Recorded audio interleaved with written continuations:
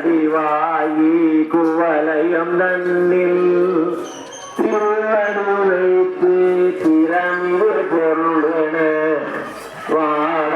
வகைதான் மகிழ்ந்தன கருளி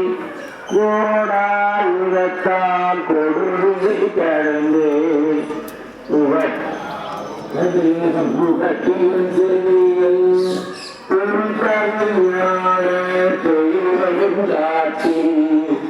ஐம்புலன் நன்மை அடக்கும்